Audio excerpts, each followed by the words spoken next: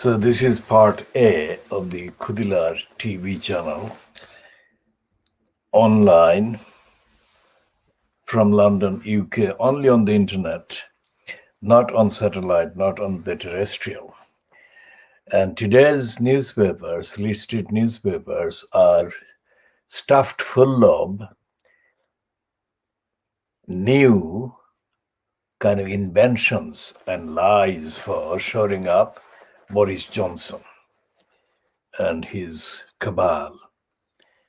And Boris Johnson has continued to pretend that he's compliant with the rules and has not broken any laws. The fact that the main allegations against Johnson center on the so-called decorations of his Downing Street flat, which is number 11, which normally was associated with the finance minister, but has now been changed into a part of, being a part of the main residence of the prime minister. And the fact that this is centering on these decorations and not on the fact that Johnson, said that bodies should pile high or pile up, bodies of COVID patients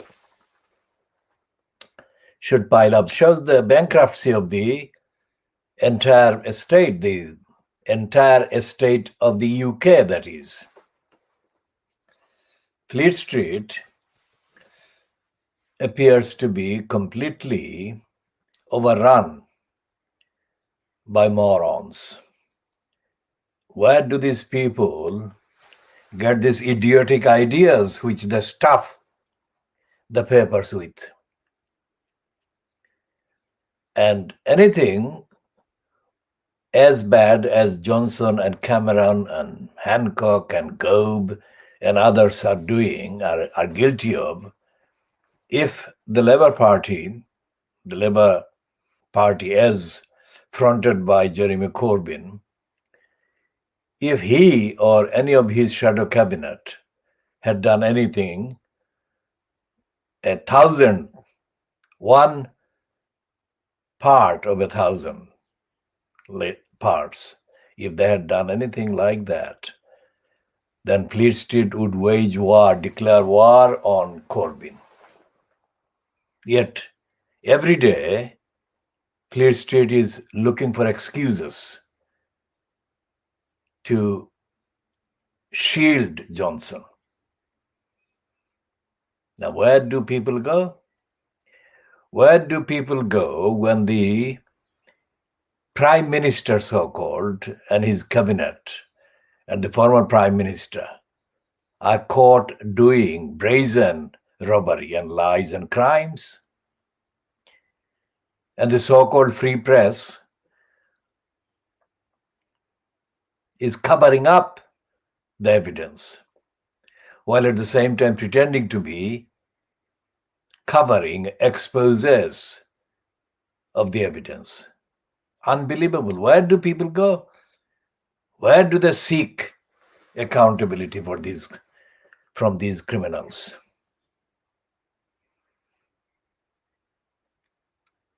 Ordinary people have to comply with the rules every day. Whether the rules are just or not, doesn't matter. Ordinary people do get arrested, charged, prosecuted, tried, and found guilty. Ordinary people want ordinary things, not including, of course, racism or racist attacks and racist discrimination. Of course, that is not part of the ordinary. Racism is the norm, so it's not ordinarily prosecutable if somebody does racist things. In fact, the movement that Boris Johnson is part of is the movement to make racism normal. So we are looking at Britain it's not at the pits. Britain now, in terms of the open and brazen lawlessness and criminality indulged in and perpetrated by the ones that are supposed to be upholders of the principles and values that they preach, ordinary people should be obliged to observe. So it's not the darkness, it's beyond darkness. It's a state that has got unprecedented depth of criminality and sleaze and corruption. And there is no avenue, there is no platform. The so-called press, as I said, the press is colluding with the covering up. And there is no worse title in Fleet Street than the Daily Express, which every day twists and distorts and corrupts the already corrupted language and finds phrases that do not have any connection with reality. But it gives Johnson credit for something that doesn't exist, that he cannot do, that he doesn't care about.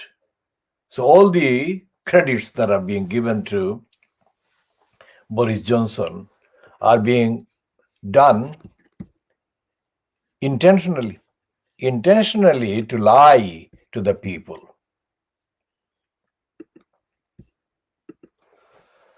The intentional lying to the people is getting kind of worse every day. When Cameron said that he would give the people a referendum on whether the UK should stay in the European Union or not, Cameron did that by pretending to be being democratic and being kind of accountable, being truthful, being kind of true to the word in the manifesto that he confected for the 2015 so-called general election. But it wasn't any of those things. Cameron was lying through his teeth. And Cameron was lying in the full knowledge that his lying would go unnoticed, or if he didn't go unnoticed, nobody would actually hold him to account, because there existed no political force in Britain to hold him to account. And Cameron knew that the ordinary people that he relied on, or his conservatives relied on, were incapable of political action to assert any moral compliance on his part or on the part of the cabal that he fronted. And the conservatives from the time of the 1970s, when Thatcher was foisted on the conservatives, and by replacing Edward Heath as the so-called leader of the conservatives have been fronted by cabals. When Johnson was kind of promoted on television as being involved in canvassing for election by conservatives, not ordinary people, but only conservatives, to become the conservatives' formal leader. He was able to evade questions and challenges. Normal kind of challenges were abandoned. He was given special privilege and impunity from answering questions. And even though he failed and chose to fail to kind of answer or refused to answer questions, he wasn't criticized by the media, by the television, and by the Fleet Street. So what the British people that are supposed to be the democratic voice of the whole, quote, nation, United Kingdom, what they have been treated to has been a series of cabals. From Thatcher's time through to Cameron's time, and it is most rampant now because the Labour Party is politically dead. We have been saying this, nobody else has been saying this, but they're now catching up. As, for example, Sky News' Sam Coates has belatedly published a post yesterday, that is Friday, saying that Keir Starmer has failed. And this is 2 days after Private Lie kind of carried a token, kind of piece about karma failing. So there is no voice in the Labour Party, so-called, either in the country or in Parliament, that resembles anything like a democratic voice. That's the truth. Now imagine if the virus had kind of continued to spread, people would be unable to hold the failing government to account, because the Labour Party has failed in the last 14 months to hold the Conservatives to account. And even after his boast, as disclosed by another Conservative, because Dominic Cummings is not, by any stretch of the imagination, a Labour Party supporter. So it is he who has established this kind of appearance of a criticism of Boris Johnson, based on Boris Johnson's failures to care for the people affected by the virus.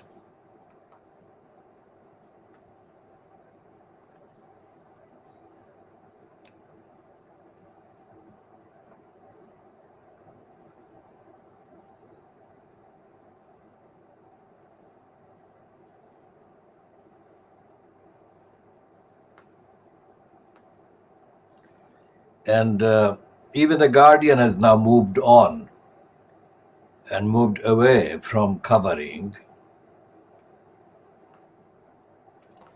Johnson's lies and negligence and failures. They're now running with the story of the sexual harassment by this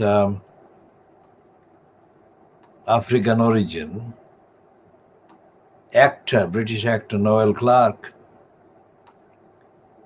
20 women have complained against him of sexual harassment, groping, and other sexual wrongs.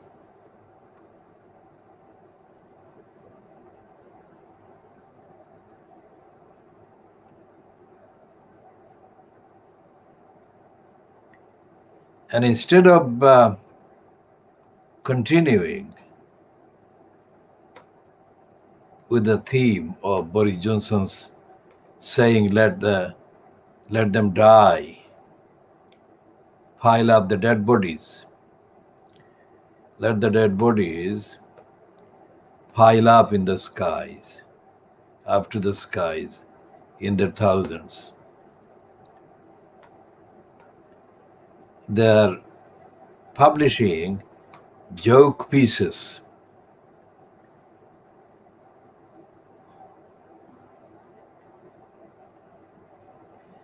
because this is the one that the Daily Mail is publishing under the false banner of campaigning.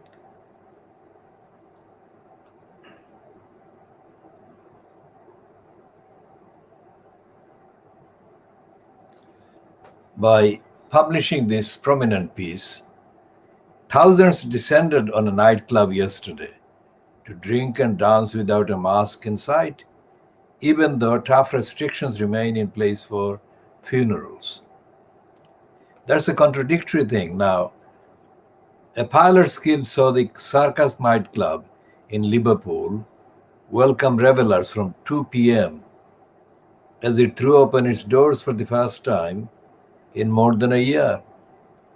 But the scenes of merriment prompted fresh calls for the current cap on mourners to be relaxed. Now, they're obviously assuming or working on the assumption that the virus is gone.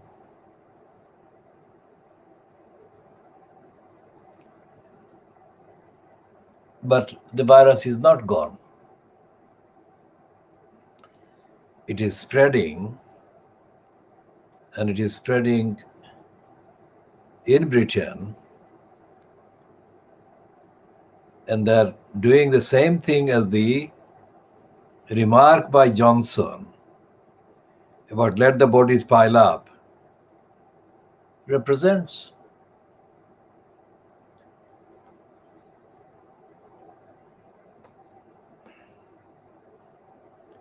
And they're focusing, the Daily Mail is also focusing on Noel Clarke. And they're saying that Noel Clarke has been shamed, which is, on the facts, absolutely correct, but it doesn't warrant being given the prime platform about shaming, because people who have been allowed to be killed by the virus because of the government's negligence and the delay that Boris Johnson perpetrated, inflicted,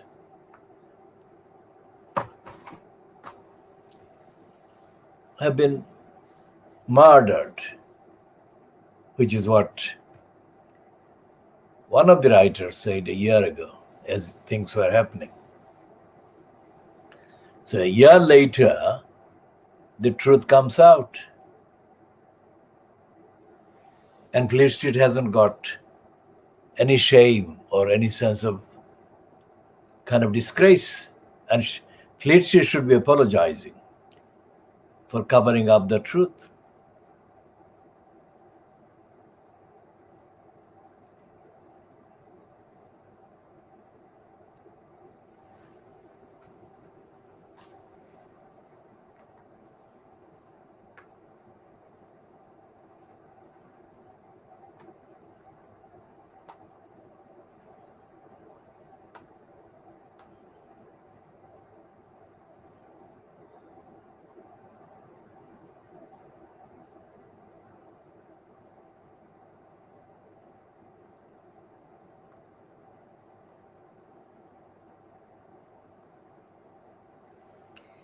And the celebration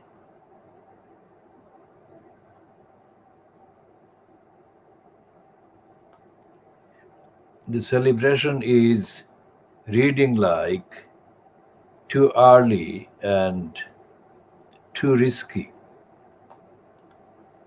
because the front pages of the Saturday editions reads like the Daily Star is joking about the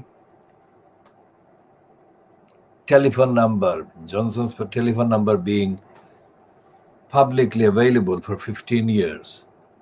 That is a joke because that is only one phone number. There must have been dozens of telephones that he has been using in the last 15 years. So that is stupid. But that stupid typicality. Care home freedom after a year indoors. That is also too risky and too careless. And the Sun is saying about Britney Spears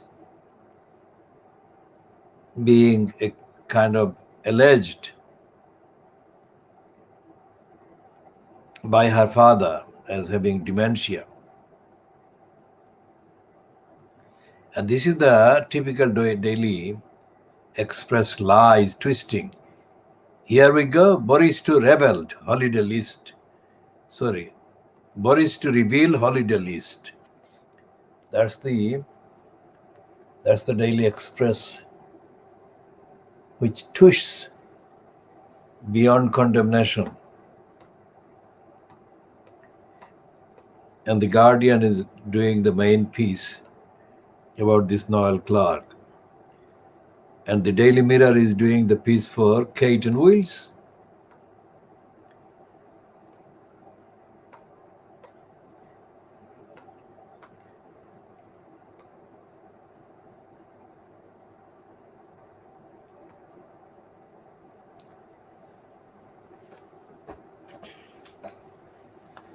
And the Boris Graph and the Times are both reveling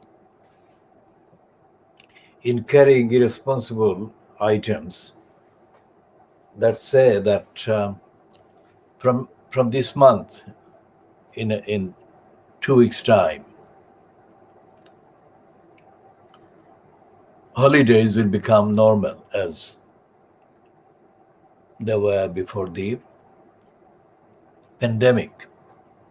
Now, all the lies and the negligence and all the billions of pounds of theft and robbery by big business have been forgotten.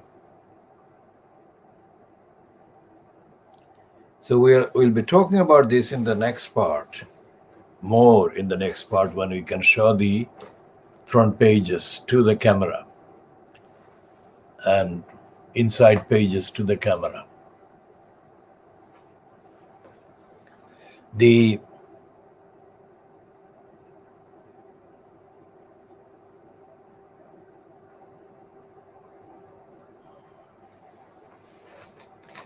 situation in India is absolutely,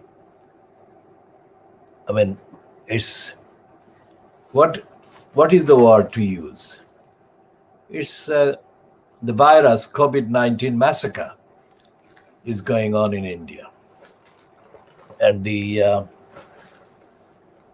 because India, in terms of the population, the ratio, proportion of population, it's Hindu majority. So the references to cremations are dominating the headlines. And the shortage of places to cremate people is also in the main headings. And people are dying on the streets, and people are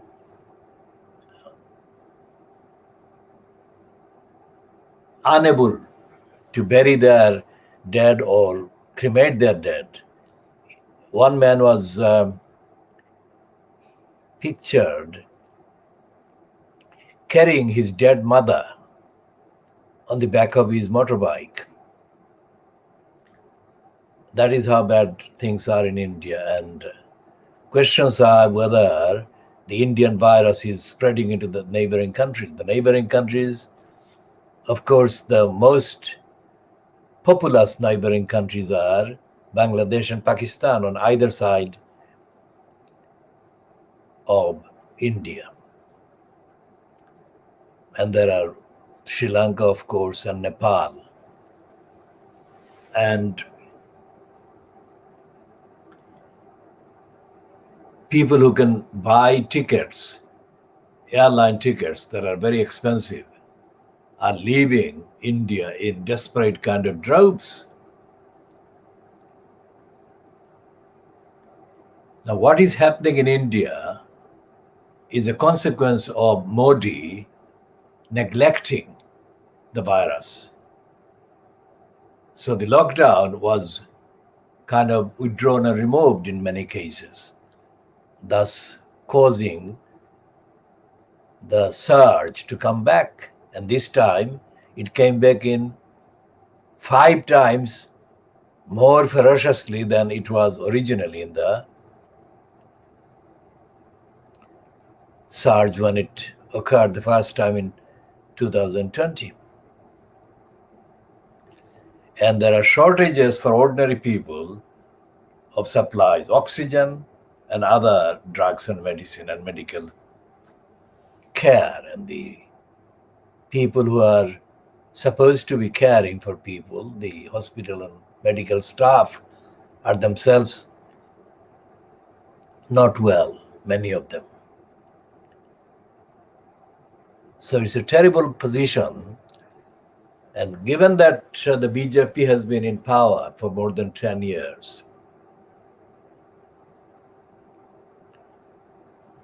the widespread incidents of deaths and the absence of medical facilities shows that the BJP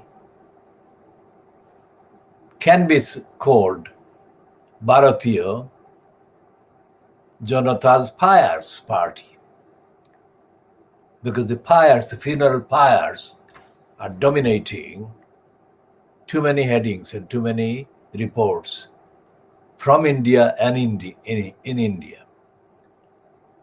And there is no coverage as to the extent of the spread in Bangladesh and Pakistan from India.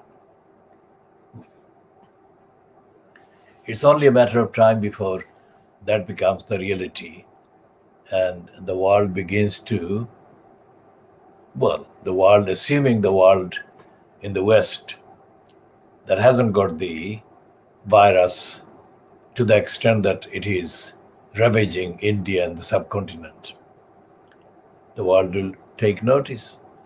And what this actually shows is that the health care for the ordinary people is not available.